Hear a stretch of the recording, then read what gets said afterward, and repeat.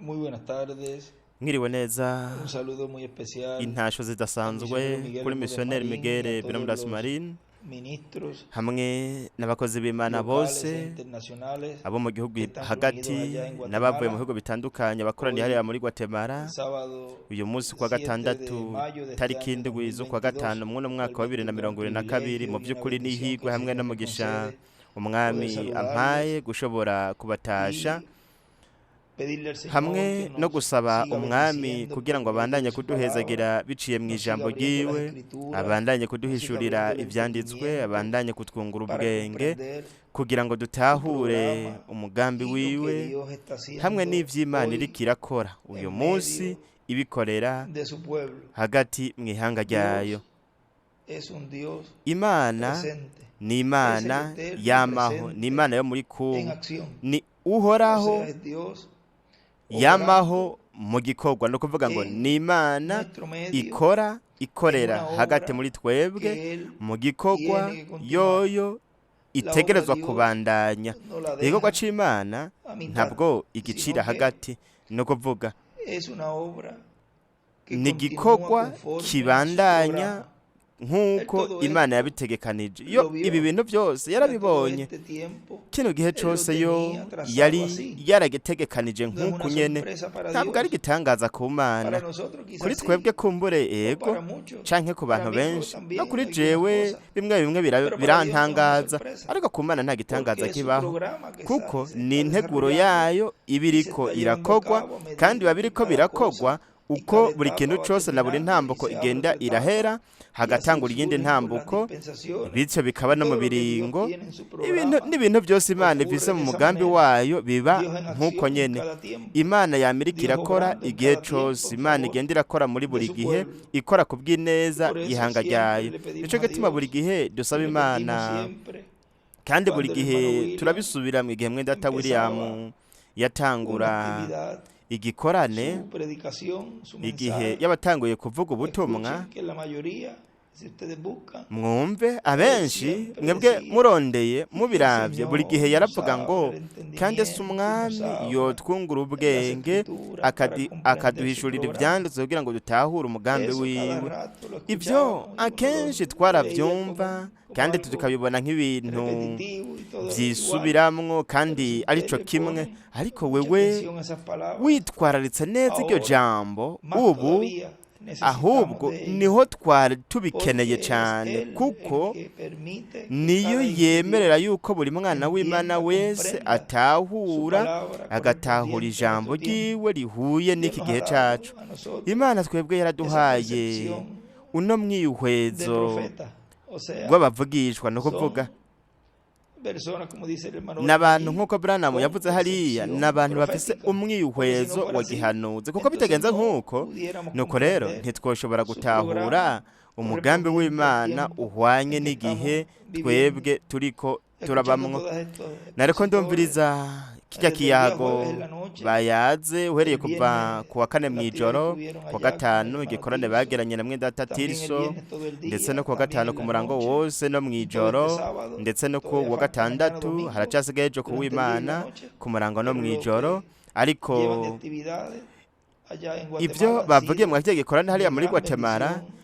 vyabaye Todos ivy'umugisha ukomeye estos cane. extractos que Irya han estado mirongo leyendo de yose este libro que bamye se sacó de basoma la muri kirya tercera gitabo etapa, bakoze co lo kwa cual gatatu, nos da más luz y arico crecemos arivyo en biduha el umuco conocimiento mwinshi de todo lo que tugakura mu Dios bumenyi bw'ibintu byose Imana está y estará iriko haciendo kandi en nuestro izobandanya tiempo. ikora muri iki gihe cacu. Todo es sencillo, Vyose biroroshe porque kuko mientras más grande, mu lo que ha gihe venido diciendo nuestro hermano Miguel, ikiba kigiye kuza kiba en estos gikomeye, niko días, mwene data Miguel yamye mientras atubwira más muri ino grande minsi es ati mu gihe la obra y el igikorwa hamwe cumplimiento no de cada gushitswa promesa, kwa buri sezerano biba más bikomeye sencillo va a cane, ser, ahubwo bizoba porque mu así buryo bworoshe el cane enemigo kugira ngo bityo de Dios, Sekibi, el diablo, umwansi no w'Imana, podrá imitar Sekibi ntashobore y no podrá kwigana hacer kandi una imitación ntashobore perfecta kwigana ngo yigane neza icyo ari cyo canke uko ukwego kwa gatatu kuzoba komeze.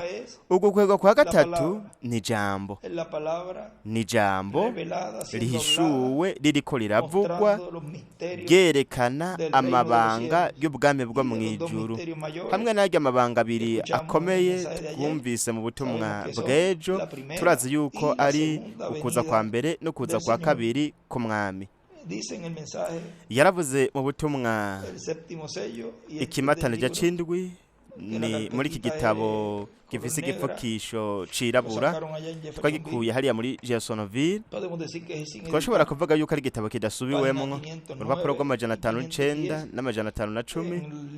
Mu gitabo iki twari dusanzwe dufise dukoresha hoba ku rupapuro rw'539, mwiki n'509 hepfo haravuga ngo we namba wipfuza yuko ari ikintu kiba, rero ubu mutereza kuvyizera kubw'amajambo yanje.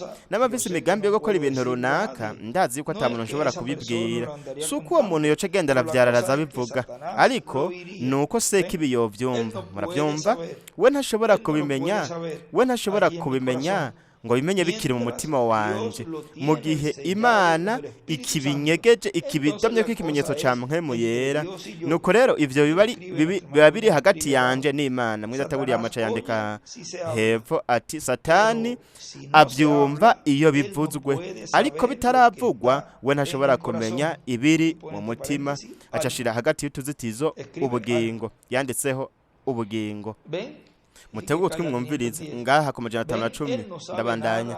Murabona, we nta kintu na kimwe amenya umuntu atarakivuga, akivuze acacumva. Nanje naragerageje, narabwiye abantu yuko nzokora ibintu runaka, nkaca mbona ingene Sekibi ancira ko inzira zose zishoboka kugira ngo abe ari washobora gushika ubwa mbere, ariko ndose uguhishurirwa nkaguhabwa n'Imana gusa singire n'umuntu n'umwe ngira ico mbwiye. Nuko rero ivyo byo biba bitandukanye. Mwibuke, Satani azogerageza kwigana, wazogerageza kwigana ibintu byose ishengero rizokora. We yarabigerageje, twarabibonye muri Antikristo, ariko ikico ni ikintu c'umwihariko wadashobora kwigana.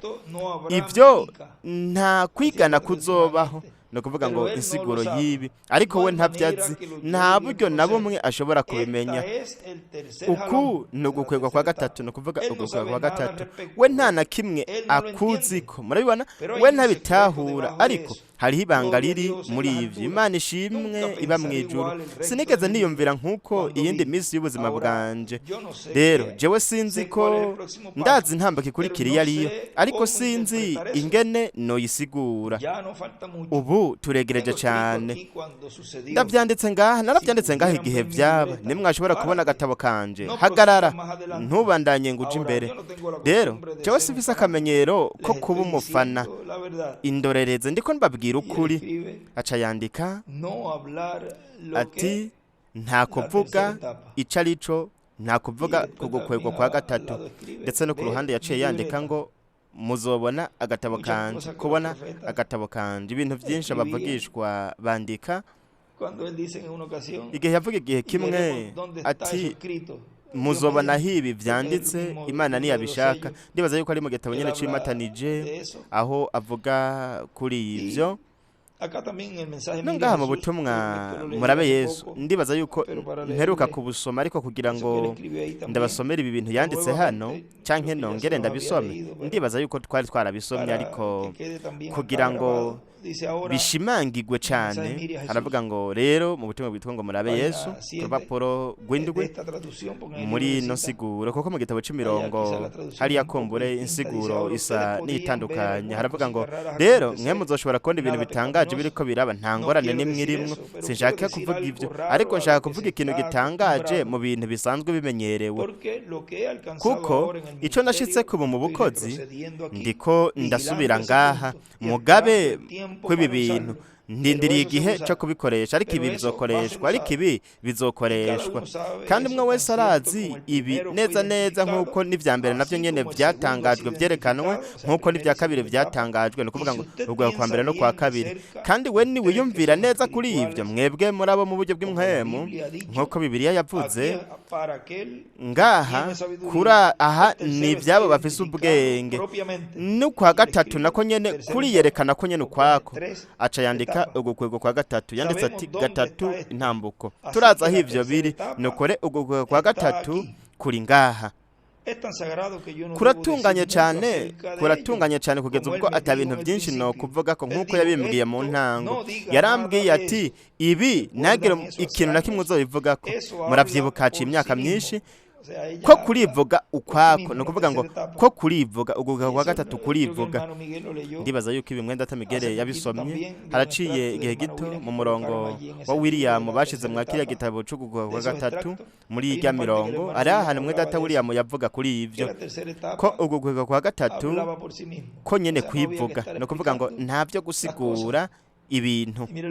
Murabe ivyo hanyuma yaciye yandika, canke reka mbandanye hano ko nyene ukwako kurivuga. Ariko mwebwe nagerageje kubasigurira ibindi nkora ikosa. Iki kizoba ikintu nk'uko ndavyumvira, simvuza yuko mwami ari we yambwiye ivyo. Iki kizoba ari ikintu kizotanguza ukwizera ko kunyakugwa kugira ngo tugende. Murabe kandi nanje ntegerezwa kuguma numye akanya gato. Aca yandika ngo ukwizera kwizamurwa. Ku rundi ruhande yandika ngo nta gusigura ugukwego kwa gatatu. Nico gituma hari ibintu bitazovugwa mu buryo bufoboye ku bintu bizoba biriko birabera hariya muri kariya kumba gato k'imbaho, ibintu bizoba biriko birabera hajya imbere, ndetse n'ibintu bizoba biriko birabera hariya. Ibyo bizoguma binyegejwe gusa. Muzoza murabona ingaruka ibintu byavuyemwe ibyo ari byo. Twebwe ikituragishinga cyane ni ukuronka ukwizera, uguhishurirwa kukunyakugwa, kwizera kwizamurwa kuri mu gushitswa kugukwegwa kwa gatatu. No kuvuga ko ku bitangaza bikomeye cyane n'utwumiza bizoba biriko biraba ku rwego mpuzamakungu, hamwe na kujya gukira ingwara n'ibitangaza by'amaguru n'amaboko. Ibyo tuzobona n'amaso yacu bwite biriko biragaragazwa bishikirizwa hariya mu bantu bazokwinjira mu muryango umwe bagasohokera mu wundi. Ibyo byose ni iby'isi n'iby'abo ku isi, kuko igihe ivyo bizoba nk'uko yambwiye ati ngaho hazoba hariko haraba umuzuko.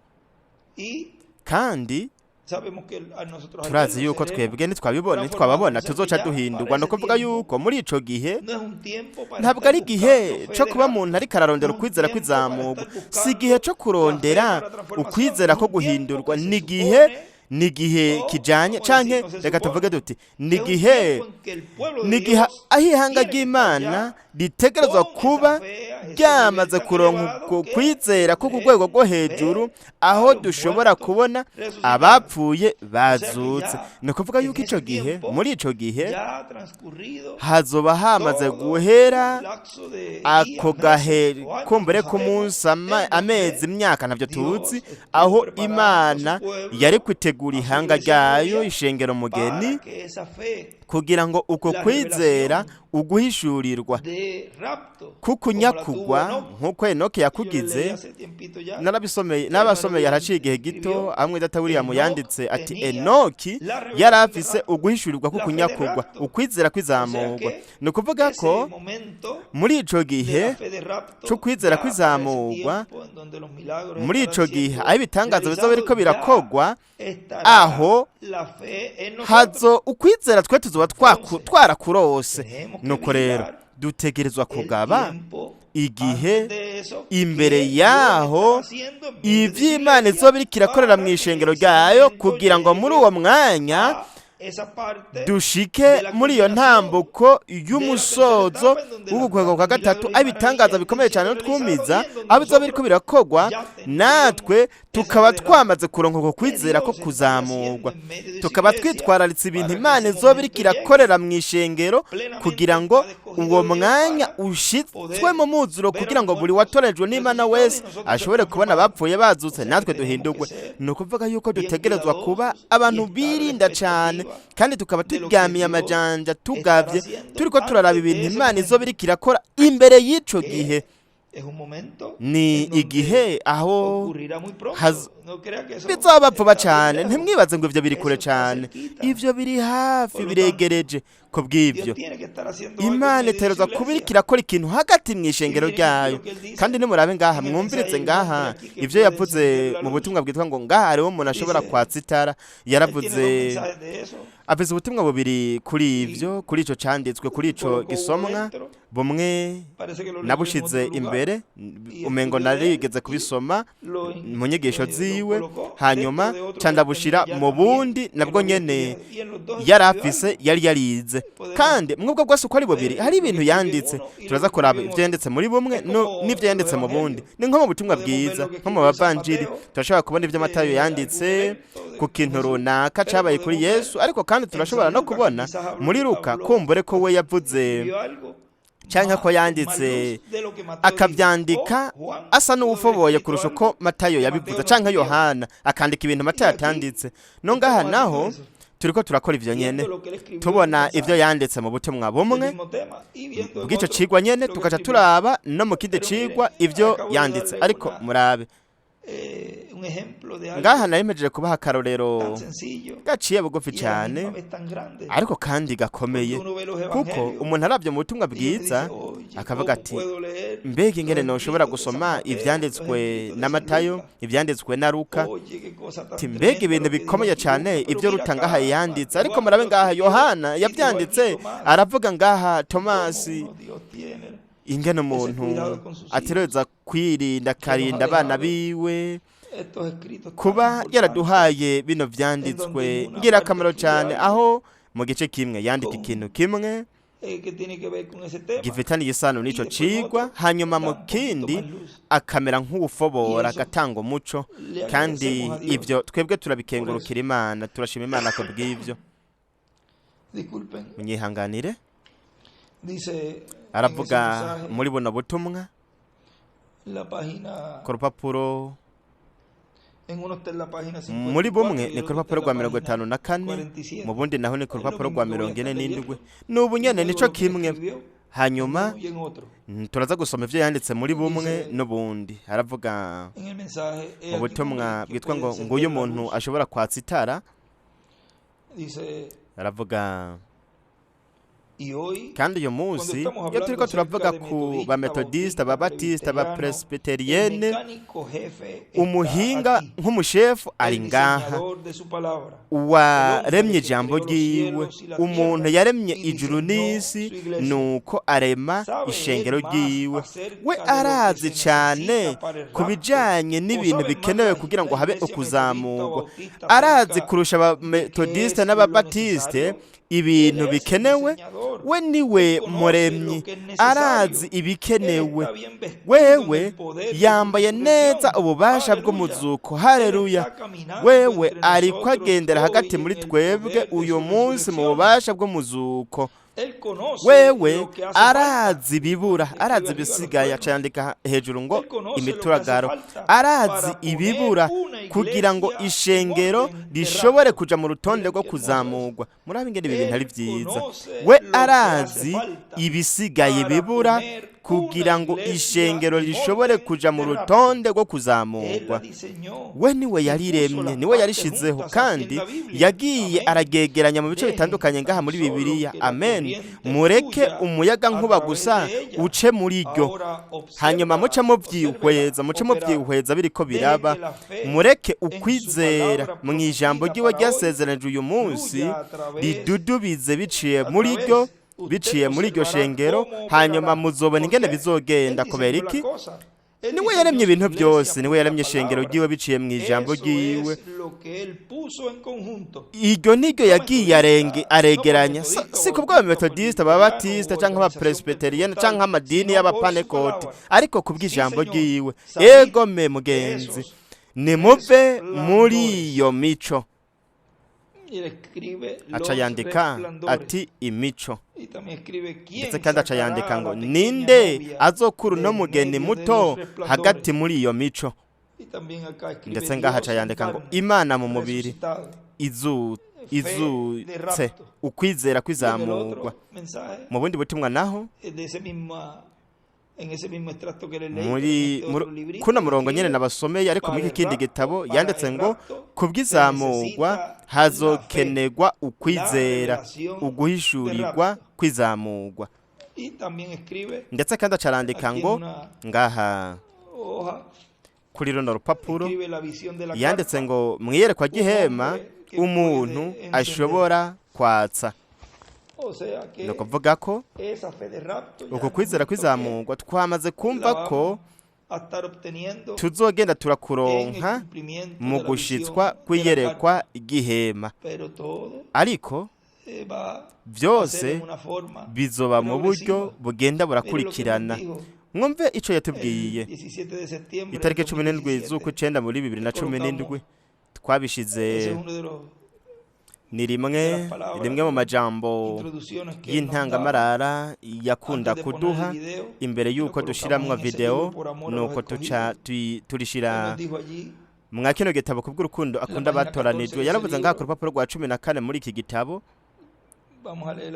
Reka dusome ngaha duhereye imbere yaho gato kugira ngo turabe ingene yagiye aratubwira kuri ivyo ku ntango, kugira ngo ntidusome uru rupapuro rwose. Yaravuze ngo nuko rero ingano n'abahungu n'abakobwa b'Imana bazobayeho muri iki gihe ca nyuma, mu gihe c'izahabu, igihe c'ibereko bazifuruka, aho bashirwa kugira ngo baronke kwizera kubahesha guhindurwa no kujana na Kristo mazimana y'ukwe bw'umwagazi w'intama. Kubw'ivyo rero iki ni igihe c'ingirakamaro cyane mu bindi biho byose mwiyobokamana ry'abakristo ndetse no mwiyobokamana ry'abayuda.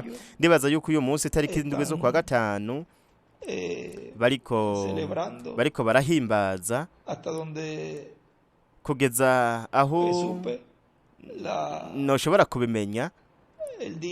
Bariko bahimbaza umunsi mukuru wa Ariya ni umunsi bahimbaza kugaruka kw'abayuda bose. Uyu munsi neza itariki 7 z'ukwa gatanu, ndetse n'itariki 7 z'ukwa gatanu mu 46, hanyuma tuzoshobora kubirondera. Niho marayika yiyereka Revera William Branham, kandi umuntu aciye aja mu byo kuvuga kuri uwo mumarayika aho vyoca bibi bindi. Nari nabwiye Migere gusa ko nza kubashikiriza akajambo gato gusa, ariko murondeye ngaho mu mwidondoro Mwendata Branham yatanze kuri uno mumarayika, mu muntu yatumwe n'Imana, aho aravuga ku mwidondoro w'uno mumarayika. Ndetse ni nawe nyene Branham yatanze igihe yariko aravuga kuyerekwa ry'ihema ku rupapuro, ni ku gace ka 97 mu gitabo c'imirongo, aho mwe murashobora kubona umwidondoro w'uno mumarayika. ari we wa wundi nyene yamwiyereka hariya itariki 7 z'ukwa gatanu mu 46. No kuvuga yuko uyu munsi ari umunsi udasanzwe. Bandanya avuga ati no kwiyoboka Imana y'abayuda ni igihe c'agacerere kinusuye isaha, kandi ahari ikintu yari karaduhishurira. Aravuze ngo ni igihe cinusuye isaha y'agacerere, ni igihe c'ikimatanije c'indwi, ni igihe c'ukuza kwa mareko y'inkomeza afise agatabo kazinguriye mu kuboko kwiwe kugira ngo agahereze umugabo azoba ari hagati mu ishengero ryiwe, nuko nawe akazobivuga muri iki gihe ca nyuma. Mwibuke we buri gihe yarambwira, uhereye ku munsi wa mbere yabimbwiye, hanyuma yagira ati mfise igitabo gihesha uburenganzira, akanyereka ukuboko ati mfise igitabo gihesha uburenganzira, adugije igipfunsi nacamenye icambwiye, atarinze kumbwira ijambo na rimwe, tutavuganye ijambo na rimwe hagati yanje nawe. No kuvuga yuko ivyo byari ibintu kuri we ingirakamaro cyane. Kumbura ubu niho ndiko ndagenda ntahura ibintu byinshi ibintu byabaye muri kijya gihe Imana yemeye yuko aba ari ngaha ari kumwe natwe. Nariko ndasoma mu gitabo kimwe kandi ibyo hanyuma nzokwegeranya ibintu byose bijanye n'ibyo, aho Mwendata Branham neza neza yavuze kuri buno butumwa kwa kijya gihe Imana yahaye Ezekiya. Hari nako karorero nyene Mwendata William yatanze igihe yasaba uwundi mwanya nuko Imana ikawumuha. Yatanze ako karorero ku byari byabaye imbere mu byanditswe ivyera. Mwendata Branham nawe ngaho igihe yavuga kuri ivyo, hanyuma nzobirondera aho insiguro yatanze ngaho irakomeye cyane mw'ubwo butumwa. Ariko ico nibuka igihe yavuga kuri ivyo, Mwendata William yaciye yandika ku ruhande ati impamvu hamwe n'ihangiro. No kuvuga Ezekiya yari afise impamvu n'ihangiro kugira ngo Imana imuhe uwundi mwanya. Ni nako byabaye kuri Mwendata William. Murabona, ni kubw'impamvu hamwe n'ihangiro Imana yamuhaye ikindi gihe. Hanyuma nzabasomera igihe nzoba namaze kubikwiza kuko hariho ubutumwa bwinshi buvuga kuri ivyo. Impamvu hamwe n'ihangiro bya buri mwizera w'umwami wese, kandi ni kuva ku muhanuzi kugeza ku wizera. Batereza kuba bafise impamvu hamwe n'ihangiro mu buzima bwabo. Nuko rero kino gihe twebwe twahawe hano kirafise impamvu hamwe n'ihangiro, kandi kwari uko bino bintu byose asiga abigize neza bitunganije. Murabe aha abandanya avuga ngo reka nongere sobe hano hantu haravuga ngo ni gihe cy'inusu y'isaha y'agacerero, ni gihe cy'ikimatanije cy'indwi, ni gihe cyo kuza kwa Mariko Nkomezi afise igitabo kizinguriye mu kuboko kwiwe kugira ngo agihereze umuntu azoba ari mu ishengero ryiwe, nuko nawe akazomenyekanisha muri iki gihe ca nyuma. Azovuga, azomenyekanisha ibiri muri iki gitabo kidombageje kudushasharandwe, azomenyekanisha ibiri mu kuza k'umwami, ukuza umwana w'umuntu azananye n'abamarayika biwe kugira ngo akore asarura ingano n'abana b'ubwami, abana b'Imana abazohamagagwa n'ijwi rirenga ry'inzamba kugira ngo baronke ukwizera, uguhishurirwa kubahesha guhindurwa no kujana Kristo mu mazima nawe kubw'umwagazi w'intama. Kubw'ibyo rero tube twiteguye twumviriza inzamba ya nyuma, tube turyamiye amajanja twitaye mu kumviriza ivyo umwami azovuga muri iki gihe ca nyuma. Mwumve ukuntu avuze, nivyo bizotanga ukwizera guhesha guhindurwa no kujana Kristo mu mazima nawe kubw'umwagazi w'intama. Nuko rero bene data, mbega niki kizotuma habibi? Niki kizozana ukwizera ko guhindurwa? Mwumve, reka nongera ndabisubiremo. Kubw'ivyo rero tube twiteguye, mube mwiteguye mwumviriza inzamba ya nyuma, mube mwitwararitse ivyo umwami azovuga. Murabona, nivyo umwami azovuga imbere gato, wewe yabishize muri kazoza. Mube muriko murumviriza mwitwararitse ivyo umwami azovuga muri iki gihe ca nyuma, nivyo bizozana ukwizera guhesha guhindurwa no kujana Kristo mu mazimano y'ubukwe bw'umwagazi w'intama.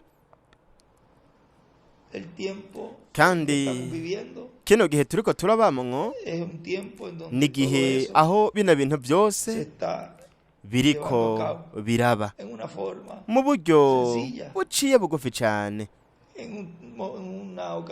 Igihe kimwe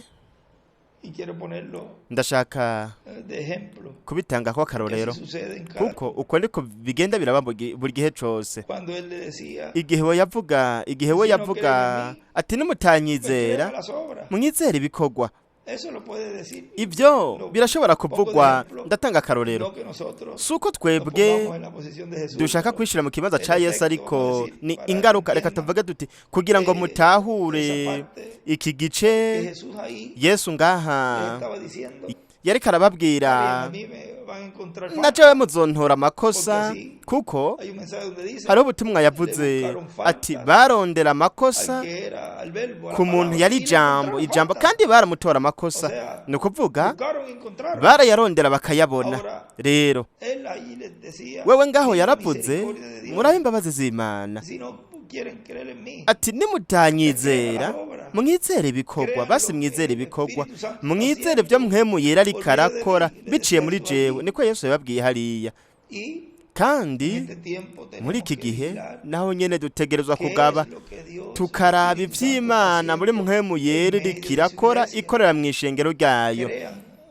Mwizere kubw'ibikorwa, murabe ibyo Mwedata Branham yavuze. Kandi ibi ni ibintu nizera yuko ngaho kumbure muzogenda muratahura buke ku bintu biriko biraba ku rupapuro rwa 5B mu gitabo c'imirongo.